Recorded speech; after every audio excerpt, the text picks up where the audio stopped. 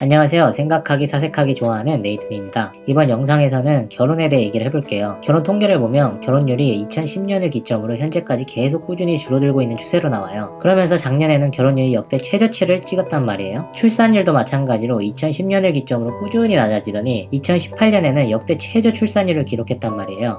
2018년, 2019년의 출산율이 한 명도 안 돼요. 이건 정말 심각한 숫자예요. 다른 OECD 국가랑 비교를 했을 때 한국이 출산율이 최하위고 유일하게 0명대 출산율을 가진 나라란 말이에요. 국가 입장에서는 국민들 출산을 해서 국가의 노동력과 기반을 구축할 다음 세대를 제공을 해야 하는데 그러지 않으니까 이걸 큰 문제로 받아들인다는 거죠. 쉽게 말하면 국가의 입장에서는 결혼, 출산은 노동력 그 이상 그 이하도 아니에요. 결혼과 아이를 통해 우리가 느낄 수 있는 사랑, 안전성, 화목, 가족, 행복 이런 추상적 가치는 국가한테는 사실 아무런 의미도 없고 관심도 없어요. 그치만 이건 철저하게 국가의 스탠스이고 이 영상에서는 내가 30대 미혼남으로서 생각하는 결혼에 대한 얘기를 해볼게요. 제가 생각했을 때는 결혼은 어떻게 보면 미친 짓이라고 생각을 해요. 그 이유는 지금 느끼는 감정과 생각으로 앞으로의 남은 여생을 약속을 한다라는 거예요. 그리고 이 약속이 나와 내 아내에게만 국한되어 있는 것이 아니라 국가와 정부를 개입시켜서 서류를 작성을 하고 사인을 한단 말이에요. 그러니까 우리 둘의 관계를 나라의 허락을 받아서 일종의 계약을 맺는 거죠. 근데 여러분 한번 생각해보세요. 사람의 생각과 감정은 끊임없이 변화합니다. 내가 아무리 좋아하는 물건이 있어도 시간이 지나면 그 물건이 싫어지거나 실증이 날 수도 있고 내가 정말 100% 옳다라고 생각했던 결정이 시간이 지남에 따라 옳지 않았던 결정으로 뒤바뀔 때가 자주 있어요. 반대로 내가 싫어하는 물건이나 장소가 있었는데 시간이 지남에 따라 그 싫음이 좋음으로 바뀔 때도 간혹 있고요. 우리가 직장을 구할 때도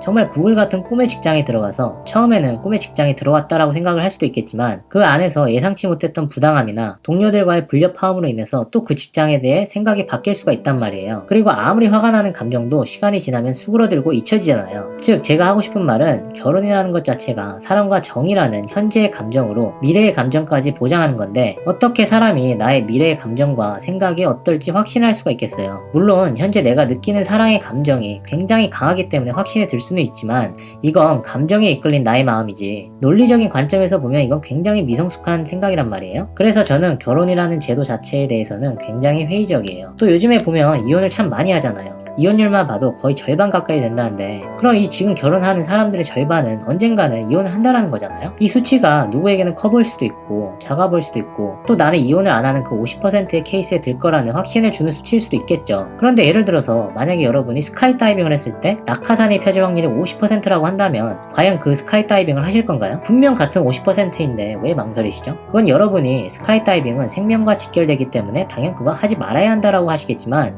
사실 결혼도 생명만큼 신중하고 소중하게 받아들여야 한다라고 생각하거든요. 물론 이혼을 했다고 해서 우리가 죽는 건 아니지만 우리의 자식들에게 줄 수 있는 상처는 생명을 잃는 것만큼 정말 큰 아픔과 정신적 고통으로 다가올 수 있는 행위란 말이에요. 그런데도 결혼과 이혼을 쉽게 생각하고 안 맞으면 그냥 헤어지면 되지라는 마음으로 결혼을 하는 사람들이 참 많은 것 같아요. 그래서 현재의 감정에 눈이 멀어서 나의 과거의 생각 패턴과 감정 패턴은 철저하게 배제한 채로 그냥 결혼을 밀어붙이는 경우도 많이 봤어요. 특히 요즘 유부남이나 유부녀들 바람피는 걸 개의치 않아 하고 자기가 바람피는 걸 정당화하기도 하고 또 심한 경우에 죄책감도 안 느끼더라고요. 결과적으로 마음은 이미 배우자한테 떠났으면서 그걸 인정하지 않고 그냥 형식적으로만 부부관계를 유지를 하는 거예요. 저 같은 경우는 적어도 저의 감정이 이 미래에도 이어지는 감정이 아닐 확률이 정말 높다라는 걸 이미 잘 알고 있기 때문에 저는 솔직히 결혼을 하고 싶지가 않아요. 이건 나와 내 아내, 내 자식들까지 불행하게 만들 수 있다는 걸 잘 알고 있기 때문이에요. 그래서 내가 여러분께 드리고 싶은 말씀은 결혼이라는 중대한 결정을 할 때에는 본인의 감정을 철저하게 객관화시킬 수 있어야 한다는 거예요.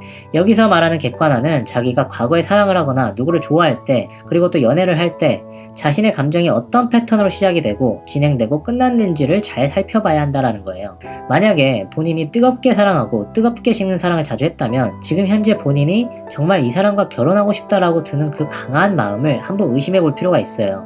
현재 본인이 드는 그 감정에서 뜨거운 사랑의 껍질은 잠시 걷어내고 철저하게 차가운 이성으로 그 마음의 알맹이를 제3자가 바라보는 것처럼 관찰할 필요가 있다라는 말이에요. 이 본연의 감정의 알맹이를 볼 수 있을 때 비로소 내가 왜 이 사람과 결혼을 하고 싶은가라는 질문에 대한 답을 본질적으로 볼 수도 있고 더 현명한 결정을 내릴 수 있다라고 생각을 해요. 그럼 이번 영상도 끝까지 시청해주셔서 정말 감사드리고 다음에는 더 좋은 영상으로 찾아뵙겠습니다. 또 봐요.